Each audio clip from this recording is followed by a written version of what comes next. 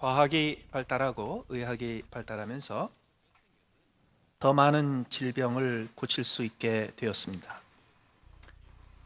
또 한편 수명이 늘어나고 또 건강에 대한 관심이 늘어나면서 오히려 성인병, 현대병에 더 많은 사람들이 고생하고 있다는 소식들이 오히려 들려오는 때입니다. 어떤 병들은 아주 쉽게 고칠 수가 있고 또 어떤 병들은 고쳐도 그 후유증이 평생 사라지지 않은 경우도 있고 어떤 병들은 아예 처음부터 못 고치는 불치의 병도 있습니다. 제가 오늘 절대로 못 고치는 불치의 병을 하나 소개해 드립니다. 뭐냐면 모르는 병입니다. 암, 무슨 에이즈 이런 게 아니고 모르는 병입니다. 처음에 에이즈가 확산될 때 불치의 병이었습니다. 지금은 그렇지 않습니다. 지금은 어느 정도 치료도 되고 또 컨트롤도 되는 병이어서 그냥 단기간에 죽는 게 아니라 죽더라도 거의 수명을 다하고 죽을 만큼 컨트롤이 될 수 있는 병이 됐습니다. 근데 처음에 에이즈가 불치의 병이 된 이유가 뭔가요? 그런 병이 있다는 것 자체를 몰랐기 때문입니다. 왜냐하면 에이즈는 원래 사람에게 있었던 질병이 아닙니다. 원숭이가 가지고 있던 병이었지. 어느 날 이게 사람한테 덜컥 넘어오면서부터 그때서야 비로소 이런 바이러스가 있고 이런 병이 있구나라는 것을 그때 안 거죠. 조류 독감도 마찬가지입니다.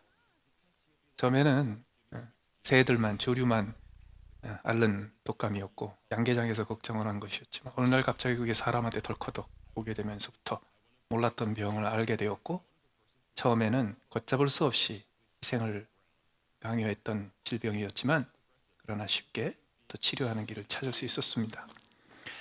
아직도 인간이 앓고 있는 또는 앓을 수 있는 병들 중에서 우리가 모르는 게 너무도 많습니다.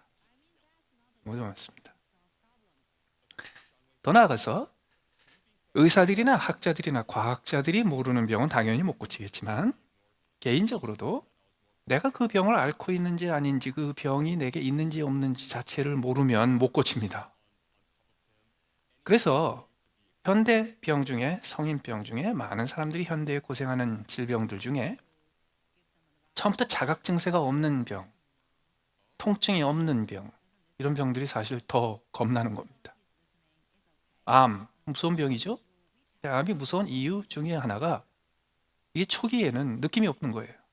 아픈 것도 없고 어디 부담되는 것도 없고 그런데 이게 아프기 시작하고 신호가 오기 시작하면 벌써 이게 갈대로 가는 거예요.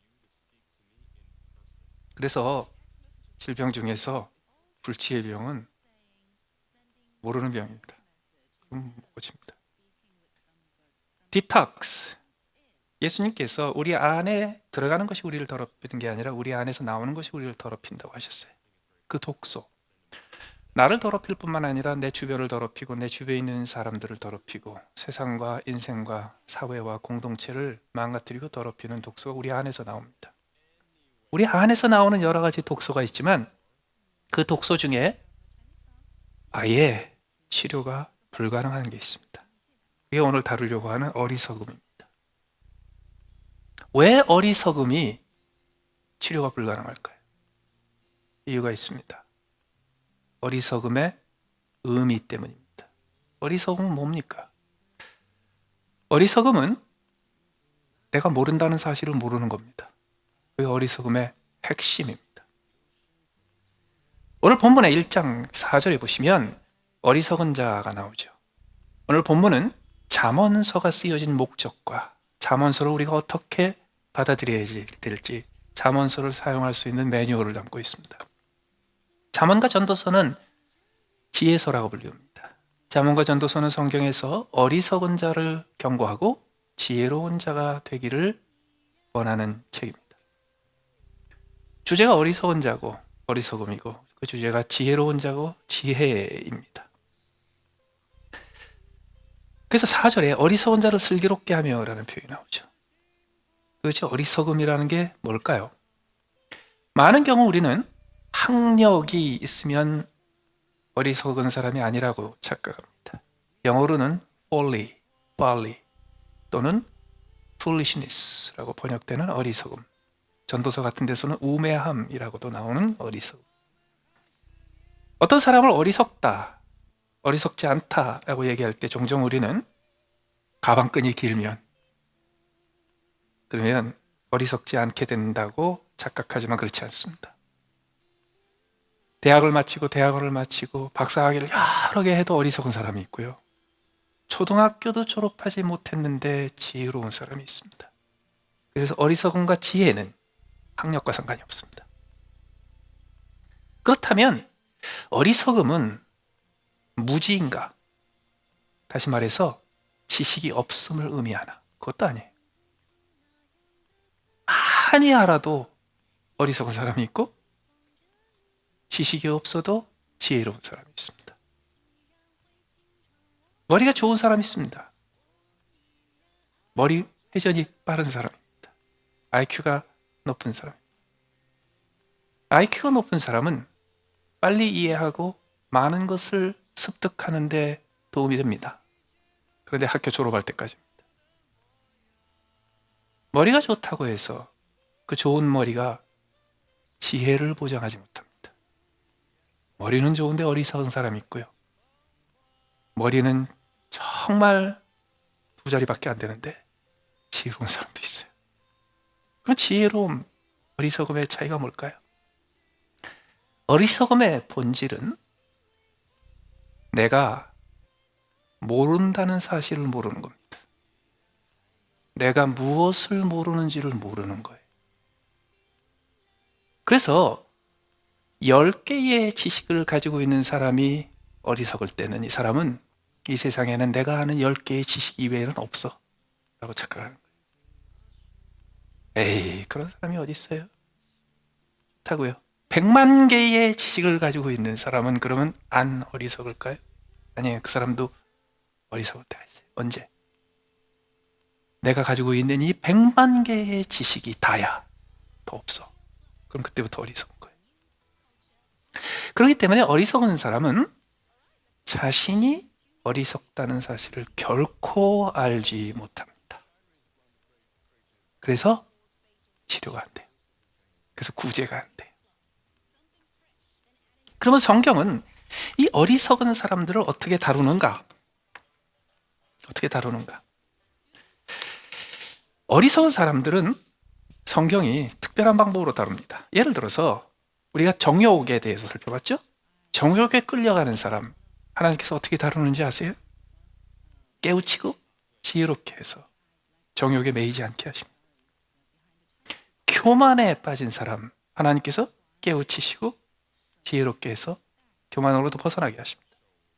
원망하는 사람, 진리가 그를 자유롭게 할 수 있도록 깨우쳐 주시고 알려주시고 지혜롭게 해서 원망으로부터 풀려나게 하십니다. 그런데 이 어리석은 사람은요, 접근이 안 됩니다. 왜? 필요를 안 느껴요. 그리고 들으려고 들을지를 않아요. 그래서 잠언에 어리석은 자에 대해서 아주 흥미로운 표현이 등장합니다. 잠언 26장 4절에 보면 미련한 자의 어리석은 것을 따라 대답하지 말라. 두렵건대 너도 그와 같을까 하노라. 이게 무슨 얘기냐면 어리석은 사람이 얘기하는 말과 행동이 있잖아요. 그러면 그 사람의 말과 행동의 수준을 맞춰서 그 사람과 맞춰서 말과 행동을 하잖아요. 그럼 어떻게 되는가? 그 수준이 된다는 거예요, 내가. 왜 그렇게 하지 말라는 겁니다. 미련한 자의 어리석은 것을 따라 대답하지 마라. 두렵건대 너도 그와 같을까? 그러면 미련한 자의 어리석은 것을 따라 대답하지 말고 그보다 수준을 좀 높게 해야 되겠구나. 그러면 뭐라 그러는지 아세요? 미련한 자에게는 그의 어리석음을 따라 대답하라. 두렵건대 그가 스스로 지혜롭게 여길까? 이게 무슨 얘기냐면요, 내가 그 사람한테 뭔가 한 수 높은 것을 가르쳐 준다고 해도 그 사람 안 받아요. 무슨 소리인지 몰라요. 그럼 내가 어리석은 사람이 되는 거예요. 근데 내가 그러면 그 사람 수준이 돼버리면 어떻게 돼? 내가 또 어리석은 사람. 다시 말해서 아예 상대를 하지 말라는 얘기예요. 그럼 하나님은 어리석은 사람을 어떻게 고치십니까? 하나님께서는요, 말로, 지혜로, 깨우침으로, 깨달음으로 어리석은 사람을 고치는 것이 불가능하다는 걸 아십니다. 그래서 어리석은 사람을 돌이킬 때에는 하나님께서 쓰시는 방법이 있습니다. 잠언 19장 25절에 보면 거만한 자, 교만한 자를 때리라. 그러면 어리석은 자도 지혜를 얻으리라. 무슨 얘기냐면요, 맞아야 알아. 들어서 몰라. 어리석은 사람. 심지어는요, 잠언 19장 29절에 심판은 거만한 자를 위하여 예비된 것이요 채찍은 어리석은 자의 등을 위하여 예비된 것이라. 이게 무슨 얘기냐면요, 어리석은 사람하고는요 어떻게 연결이 안 돼, 대화가 안 돼. 21장 11절에 거만한 자가 벌을 받으면 어리석은 자도 지혜를 얻겠고, 깨우치고 얻고 지식을 얻고 더 많이 배우고, 그래서 얻을 수 없다는 얘기.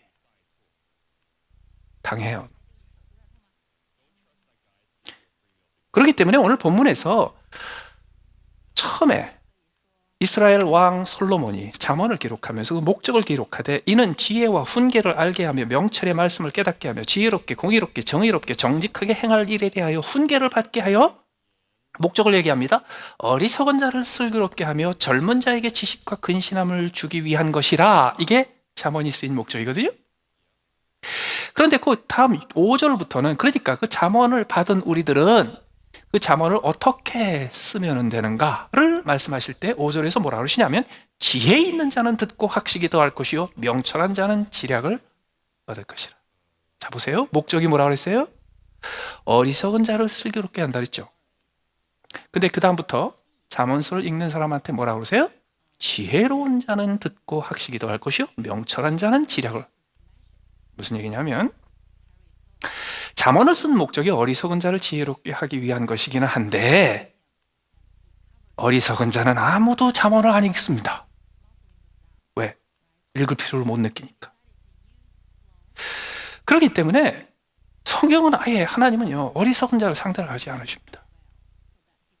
그리고 정 어리석은 자를 돌이키려면 하나님께서는요 어리석은님이 도가 지나쳐서 교만하게 됐을 때 치세요. 그 방법밖에는 깨우칠 길이 없어요.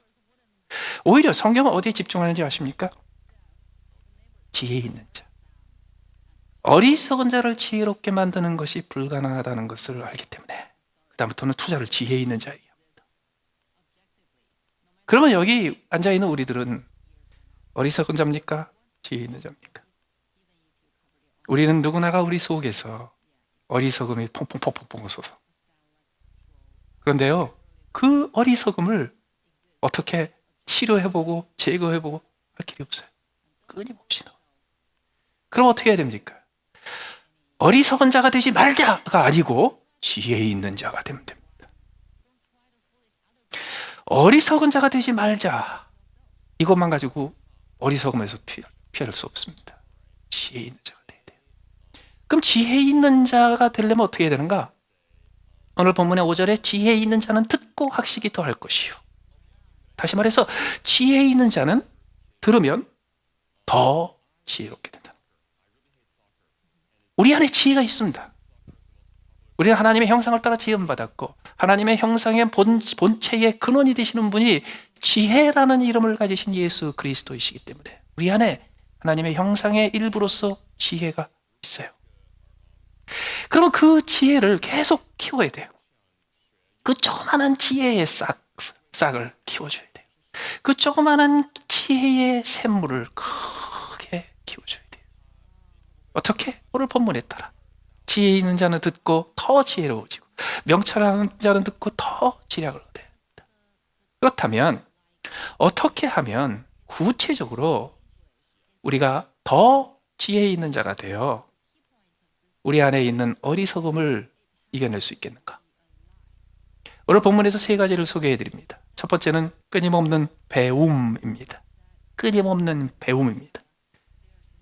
오늘 본문의 시작이 어떻게 됩니까? 다윗의 아들 이스라엘 왕 솔로몬의 잠언이라. 2절, 이는 지혜와 훈계를 알게 하며 명철의 말씀을 깨닫게 하며. 제일 먼저 뭘 한다고요? 지혜와 훈계를 알게 하면 명철의 말씀을 깨닫게 합니다. 지혜 있는 자가 더 지혜롭게 하기 위해서 하나님께서 하신 일이 뭐예요? 말씀을 기록하게 했습니다. 다시 6절에 잠언과 비유와 지혜 있는 자의 말과 그 오묘한 말을 깨달으래요. 말과 말씀이 나옵니다. 이 말과 말씀이 무엇입니까? 하나님의 말씀이죠. 잠깐. 모세오경으로부터 시작해서 요한계시록까지 성경의 곳곳에는 이것이 하나님의 말씀이다, 이것이 여호와의 말씀이라는 선언이 굉장히 자주 등장합니다. 그러나 잠언과 전도서는 그렇지 않습니다. 잠언과 전도서는 기본적으로 사람의 말입니다.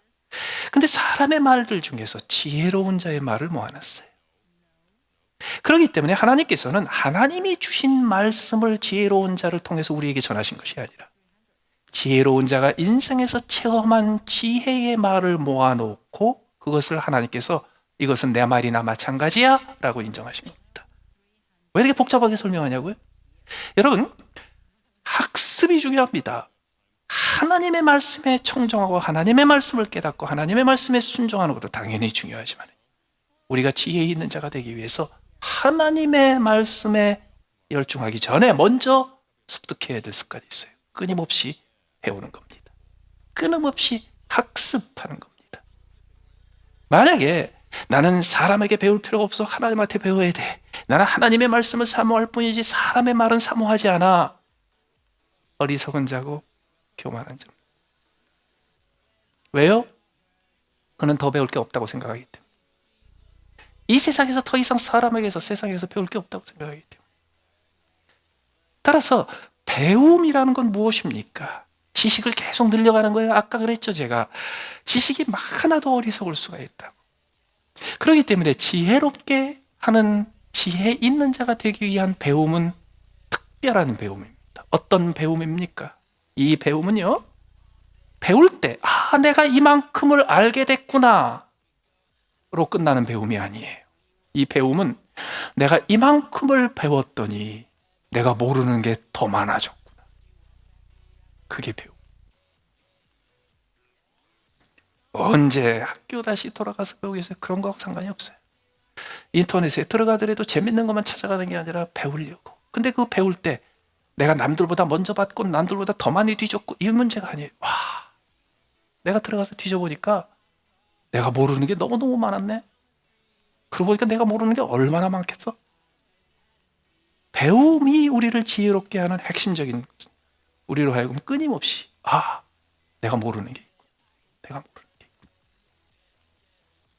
여러분, 지난 100년 동안의 과학의 발전은 그 전에 5만 년 동안의 인류가 습득했던 과학의 지식과 비교가 안 됩니다. 비교가 안 됩니다. 닐스 보어의 양자역학과 아인슈타인의 상대성 이론이 나온 이후는 인류가 가지고 있는 과학은 차원이 완전히 바뀌었습니다. 그러다가 지난 한 10년, 20년 사이에 과학에서 천지개벽하는 사건이 또 한 번 벌어집니다. 그건 뭐냐면 지금 우주의 근원을 연구하는 과학자들 중에서도 우주의 근원을 연구하는 물리학자들이, 전 세계에 있는 우주의 근원을 연구하는 물리학자들이 한결같이 온 인생과 시간과 돈과 자원을 투자해서 발견하려고 하는 게 있어요. 그게 암흑 물질입니다. Dark Matter. 왜 이게 중요한가? 다만 한 20, 30년 전만 해도요, 100년 전에 시작한 양자역학과 우주론과 빅뱅 티어리와 이런 것 때문에 우리가 우주를 파악했다고 여겼어요. 그런데 어느 날 보니까 아무리 계산을 하고 관찰을 해도 지금 우리가 알고 있고 우리가 파악한 우주 가지고는 부족해. 그래서 지금 모든 물리학자들은 이렇게 믿습니다. 우리가 이론적으로, 실험적으로 관찰을 해서 파악하고 있는 우주를 이루고 있는 모든 구성원들 중에 우리가 알고 있는 거는 4.9%입니다. 그것도 4.9%가 어느 순간에 3%가 될지 10%가 될지 그것도 몰라요. 그것도 자신하면 안 돼.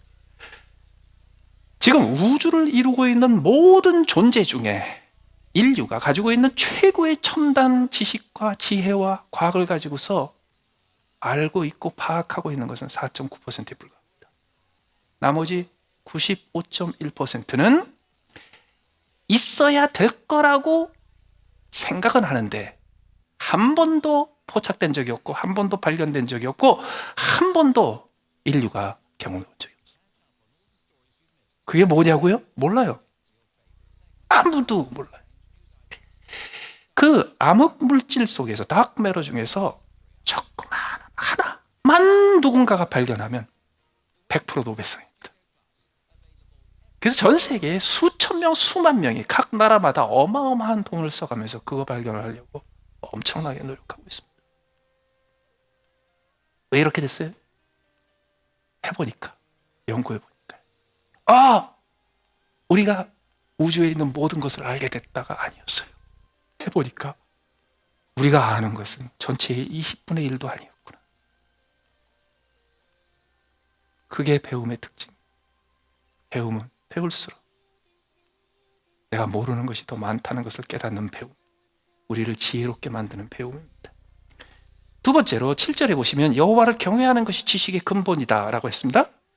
여호와를 경외하는 것은 인간의 본분입니다. 여호와를 경외하는 것은 모든 피조물의 본분입니다. 그것은 하나님께서 창조하신 모든 생명 있는 생명 없는 모든 존재가 해야 될 기본입니다. 여호와를 경외하는 것은. 그런데 오늘 특별히 지혜 있는 자가 더 지혜롭게 되고 어리석은 자가 슬기롭게 되며 그리고 지식과 지혜의 근본으로 소개되는 여호와를 경외하는 것의 특징이 무엇일까요? 이것은 여호와보다 경외의 예가 있습니다. 다시 말해서 지혜 있는 자는 무서워할 줄 아는 사람, 지혜 있는 자는 두려워할 줄 아는 사람입니다. 어리석은 사람은 뭔지 알아요? 겁이 없는 사람입니다. 의대를 다니고 인턴을 마치고 레지던스를 마치고 그리고 또 스페셜리스트가 돼서 특별한 훈련을 받고 그리고 임상 체험을 많이 쌓은 의사들은 공통적인 특징이 뭔지 아십니까? 항상 두려워합니다. 어떤 의미에서 두려워하냐고요? 단언을 내리지 못합니다. 자신 있게 딱 결론을 내리지 못합니다. 그런데 어떤 사람들이 두려움 없이 자신만만한가요? 인터넷에 들어가서 하루 이틀 열심히 뒤져본 사람들, 그래서 비타민 C에 대해서 한 10시간 읽어본 사람들, 이런 사람들은 자신만만해. 비타민 C가 만병통치약이에요. 두려움이 없어요. 그래서 성경은 뭐라고 하는지 아세요? 잠언 14장 15절에 어리석은 자는 온갖 말을 믿으나, 이 어리석은 자의 특징이에요. 믿으나, 온갖 말을 믿으나, 이게 귀가 얇다 뭐 이 뜻이 아니에요. 어리석은 자는요 아주 쉽게 결론을 냅니다. 아주 쉽게 확신을 합니다. 잠언 14장 16절에 지혜로운 자는 두려워하여, 지혜로운 자는요 항상 두려워. 왜 두려운지 아세요? 두려움의 근원은 무지에 있습니다. 모든 두려움의 근원은 알지 못하는 것에 있어요. 그런데 지혜로운 자의 특징이 뭐라 그랬어요? 더 많이 배우는데 그 배움의 결과가 뭐라 그랬습니까? 모르는 게 이렇게 많구나. 그래서 지혜로운 사람들은 항상 두려워합니다. 잠언 14장 17절에 보면 노하기를 속히 하는 자는 어리석은 일을 행하고 어리석은 자의 특징이 뭐라고 했어요? 노하기를 속히 합니다. 지혜로운 자의 특징은 뭐예요? 노하기를 더디합니다. 그러니까 분노 조절을 해야 돼. 분노 조절 장애가 있는 사람이 어리석은 사람이야. 그 뜻이 아닙니다. 왜 분노를 속히 합니까? 왜 노하기를 속히 합니까? 결론이 빨라서 그래. 그래서 나란 일이건 교회 일이건 가정 일이건 친구에게 벌어진 일이건 기업에서 벌어진 일이건 자기 직장에서 벌어진 일이건 한 가지 딱 듣고 결론을 빨리 내리고 금방 분노해요. 그래서 한 가지를 가지고서 나라가 뒤집힐 것처럼 분노해요. 한 가지를 가지고서 대통령이 아주 쓸모없는 사람이 돼버려요. 한 가지를 가지고서 결론 딱 내버리고 겁 없이 확신을 가지고 그 다음부터 분노하기 시작해요. 지혜 있는 사람은 어떤 사람이에요? 노하기를 더디해요. 왜 노하기를 더디하는 줄 아세요? 아직 결론은 안 났기 때문에. 언제 결론이 날까요? 영원히 결론이 안 나요. 그래서 어떻게 해야 돼요? 영원히 노하기를 더디해야 돼. 그래서 그런 사람들 어떤 특징이 있는지 아세요? 하여튼 결판을 못 내, 결론을 못 내. 여러분 가정에서, 직장에서, 일반 사회에서, 아니면 신앙생활 할 적에 서로 의견이 충돌되고 서로 안 맞는 사람들 가끔 만나잖아요. 그럴 때 한 사람 얘기를 딱 듣습니다. 그럴 때 지혜가 좀 부족한 사람, 그래서 어리석음이 지혜를 이기는 사람은요, 그 몇 마디를 딱 듣고 모든 것을 파악한 것처럼 딱 결론을 내버려요. 그리고 다음부터 분노하기 시작해. 그러면서 어쩌면 그분이 그럴 수가 있어, 이 말이 툭 튀어나와. 그 뜻은 뭐냐면 분노하기 전에 이미 결론 내렸고, 결론 내리기 위해서 겁이 없었고, 겁이 없기 전에 이미 알 거는 다 알았다고 판단했기 때문에 그래요. 근데 지혜로운 사람은 어떻게 됩니까? 아니 어떻게 그 사람이 그럴 수가 있어 라고 말하지 않아요. 그 사람이 그럴 수 있지 이렇게 얘기해요. 따라 하실래? 그럴 수도 있지. 한 번 더요. 그럴 수도 있지. 아니 그 집사님이 어떻게 그럴 수가 있어? 그럴 수 있어요. 아니 어떻게 그 목사님이 그럴 수가 있어? 그럴 수 있어요. 왜냐하면 여러분 모르기 때문입니다. 아니 어떻게 부모가 그럴 수가 있어? 얼마든지 그럴 수 있어요. 왜? 여러분들은 부모를 모릅니다. 아니 어떻게 자식된 녀석이 그럴 수가 있어? 여러분들이 자식으로 살았을 때가 너무 오래됐기 때문에 다 잊어버려서 그래. 어떻게 사장님이 그럴 수가 있어? 얼마든지 그럴 수 있어요. 왜? 모르기 때문에. 어떻게 그럴 수가 있어? 이 얘기는요, 분노했다는 얘기고, 분노했다는 얘기는요, 자신만만하게 자기가 확신했다는 얘기고, 자기가 자신만만하게 확신했다는 얘기는 자기가 알고 있는 지식이 다라고 믿었다는 거예요. 이게 어리석음의 특징.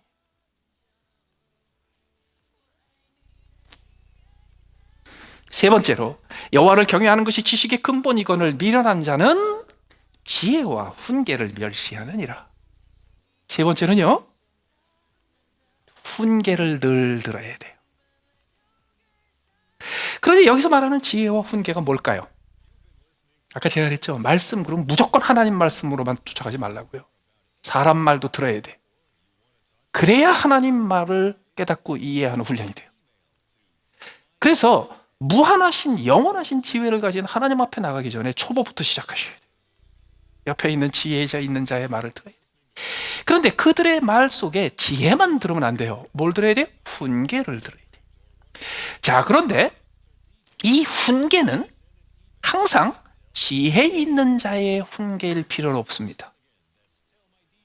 누가 나한테 훈계하겠어? 이 얘기는 벌써 자기가 들을 필요가 없다는 얘기죠. 누가 나한테 훈계하겠어? 아, 그분 정도면 되지. 이게 교만이고 이게 어리석음입니다. 그렇기 때문에 훈계를 받으라 하는 것은 항상 너보다 더 지혜로운 사람의 말을 들으라 라는 것이 아니에요. 나보다 지혜롭지 않은데, 나보다 지식이 없는데, 나보다 학력이 없는데, 나보다 인생 덜 살았는데, 나보다 경험이 없는데도 불구하고 그 사람의 훈계를 계속 들어야 돼요. 그래서 여러분 6절에 보세요. 잠언과 비유와 지혜 있는 말과 그 오묘한 말을 깨달으라 라고 얘기를 했는데, 문제는 뭐냐면 우리가 잠언과 비유와 지혜 있는 말과 그 오묘한 일을 깨닫는데 벅차요. 그게 한꺼번에 덜커덕 이루어지는 게 아니에요. 그러면 어떻게 그 깨달음에까지 도달하는 길을 걸을 수 있습니까? 8절에 보시면 내 아들아, 내 아비의 훈계를 들으며 내 어미의 법을 떠나지 마. 누구의 훈계를 들으라고요? 부모의 훈계. 지혜로운 자의 훈계가 아니라 부모의 훈계. 부모님이 항상 지혜로워요? 그럴 수도 있고 안 그럴 수도 있어요. 어떨 때는 자식이 부모보다 훨씬 더 지혜로울 수도 있어요. 그런데 오늘 본문에서 너는 항상 너보다 더 지혜로운 자의 말을 들으라 라고 하지 않습니다. 내 아비의 훈계를 듣고 내 어미의 훈계를 들으라. 이게 무슨 얘기냐면요, 내가 항상 내가 귀를 기울여야 될 훈계를 주는 사람들을 나보다 더 지혜로운 사람으로 선정하는 것도 교만이요 어리석. 오히려 지혜로운 사람은 어떻게 하는지 아십니까? 항상 훈계를 일상적으로 듣는데 익숙해져 있습니다. 그런데 그 훈계는요, 꼭 나보다 지혜롭지 않아도 돼. 그 대신에 아비와 어미의 훈계면 돼요.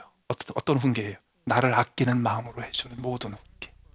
요거를 뭐라고 부르냐면 잔소리라고 부릅니다. 잔소리. 어느 날 잔소리를 더 이상 들을 수 없게 되면 그러면 어리석은 자가 완성된 겁니다. 어느 날 내 곁에 더 이상 잔소리 해주는 사람이 없으면 그 사람 인생 끝난 겁니다.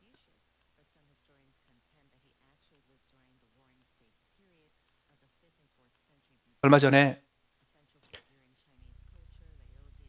세계적인 성악가로 유명을 얻었던 한국 성악가들 중에 이제는 세월이 지나서 나이도 좀 많이 잡수셔서 이제 옛날처럼 국제적인 활동을 하지 않고 한국에 들어가셔서 활동하시는 성악가들의 그 공연하는 장면을 유튜브에서 쫙 어쩌다가 들어본 적이 있어요.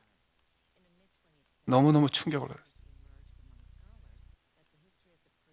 내가 10년, 20년 전에 그렇게 즐겁게 감동하면서 들었던 그 목소리요, 그 노래들인데 다 망가져버렸어.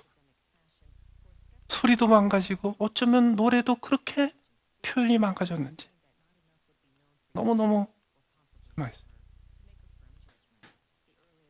혼자 생각을 했습니다. 왜 이렇게 됐을까? 나이가 들어서 그럴까? 나이가 들어서 목청이 늙어서 그럴까? 근데 그런 거 아닌 것 같아요.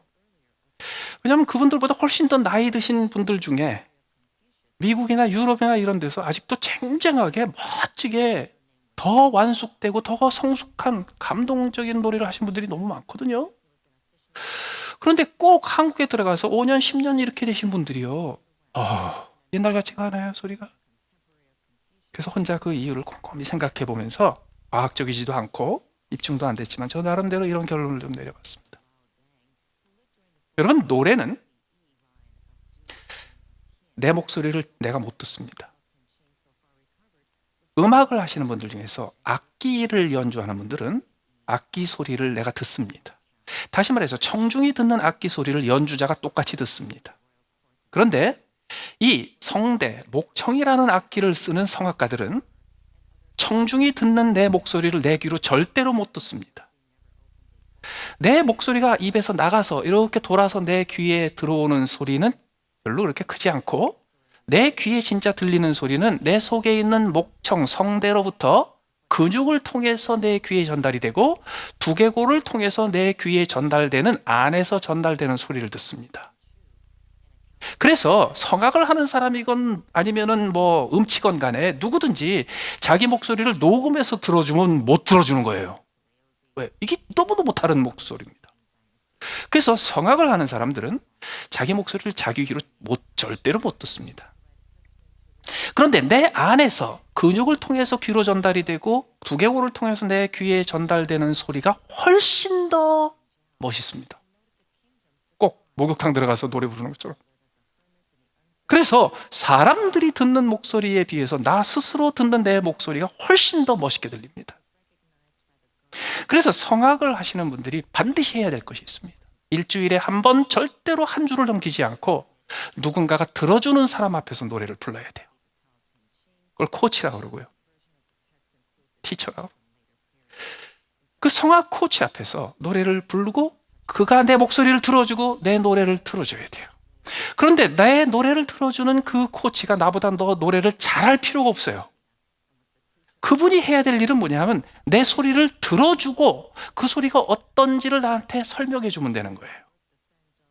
그래서 미국이나 유럽 같은 데서 활동하는 성악가들은 젊은 사람이건 늙은 사람이건 상관이 없습니다. 예외 없이 일주일을 그냥 보내지 않고 반드시 누군가에게 내 목소리를 들려주고 내 목소리의 질과 내가 부르는 노래의 그 해석이 제대로 들리는지를 점검을 받습니다. 그런데 한국 가서도 그렇게 하면 되잖아요. 그런데 한국 사회의 특성상, 음대의 선후배 관계상, 한국 사회의 인척 관계상 불가능합니다. 왜? 누가 감히 세계적인 음악가에게 포치를 해? 못해. 아무도 안 해. 근데 누가 또 하겠다고 나서잖아요. 그 다음에 문제가 생겨요. 나는 누구 코치해? 이러고 다녀. 그래서 못하는 거예요. 근데 그렇게 뛰어난 실력과 경력과 그 아름다운 하나님이 주신 그 은사의 목소리를 가지고 있는 분들이요, 1, 2년 사이 안 가죠. 왜요?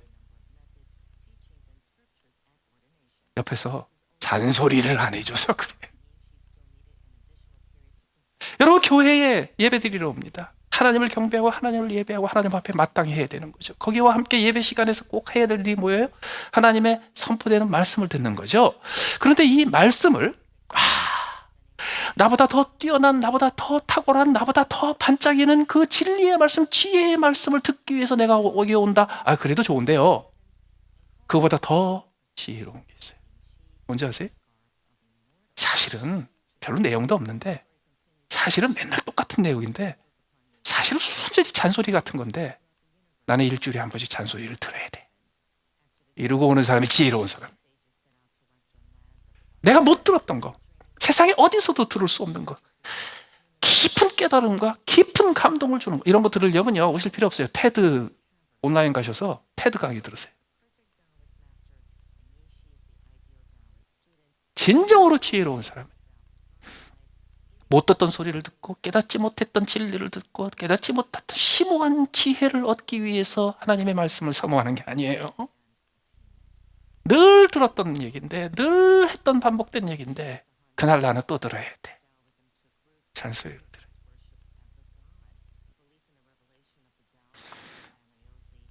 그랬을 때 어떤 일이 벌어집니까? 이는 내 머리에 아름다운 관이요 내 목에 금사슬이라. 여러분, 이 아름다운 관과 그 목에 금사슬을 걸고 가장 영광 중에 계시는 분이 우리 주 예수 그리스도세요. 그분이 이름이 하나, 별명이 있어요. 그 이름이 뭐냐면 지혜예요. 우리가 예수 그리스도를 닮아가고 싶어요. 왜? 그게 우리 하나님의 뜻이에요. 하나님께서 우리에게 하나님의 성품이라는 유업을 주셨기 때문에, 하나님이 내게 주신 하나님의 기질을, 예수 그리스도의 기질을 내 안에 성령으로 주신 하나님의 성품과 인품을 내가 키워서 내가 그것이 내 것이 되고 내 체질이 되고 내 방식이 되고 내 삶의 방식과 나의 기질로 변화돼서 누구든지 내 모습을 보고 내 말을 하는 걸 보고 듣고, 그리고 내가 행동하는 것을 볼 때 너 참 예수님 닮았네, 하나님 닮았네 라는 말을 들으면 우리 아버지가 기뻐하시기 때문에 하나님께서 우리에게 하나님의 거룩한 성품을 유업으로 주셨어요. 그렇기 때문에 우리의 인생의 숙제가 뭐예요? 그분을 닮아가는 거예요. 그분을 닮아가기 위해서 노력하는 거예요. 그런데 그분을 닮아가는 가는 것이 그냥 거룩 하나로만 딱 요약하지 마십시오. 예수 그리스도를 닮아가는, 매일매일 한 걸음 한 걸음씩 한 걸음씩 주님을 닮아가는 과정 중에 대표적인 것이 지혜를 얻는 겁니다. 예수님이 지혜라고 불리셨던 분이기 때문에, 그렇기 때문에 매일매일 배움을 그치지 않고 매일매일 자신만만해하지 말고 두려워하고 매일매일 아비의 훈계와 어미의 법을 들으며 주변에서 늘 잔소리하는 것에, 그 잔소리를 들을 때마다 누군가가 옆에서 뻔한 얘기 또 해주고 또 해줄 때마다, 그때마다 맞아, 나는 아직 멀었어, 난 모르는 게 너무 많아, 이걸 인정하면서 그렇게 한 조각씩 한 조각씩 지혜를 얻기 시작하면 그것이 우리를 예수 그리스도를 닮은 형상으로 변화시켜주고, 우리가 다른 것으로 장식하지 않아도 우리 인생의 학력과 지식의 양과 또 머리 좋은 것을 자랑하고 세상의 명예와 세상의 영광으로 자랑하는 것이 아니라 예수 그리스도를 닮은 그 지혜로 우리를, 인생을 장식해서 우리 하나님 보시기에 그 머리에 지혜의 아름다운 관이 씌워지고, 그리고 그 목에 지혜의 골드 넥클래스가 걸려지는 예수 그리스도를 닮은 하나님의 자녀로 성장해 갈 수 있기를 예수님의 이름으로 축원합니다. 같이 한번 기도하시겠습니다.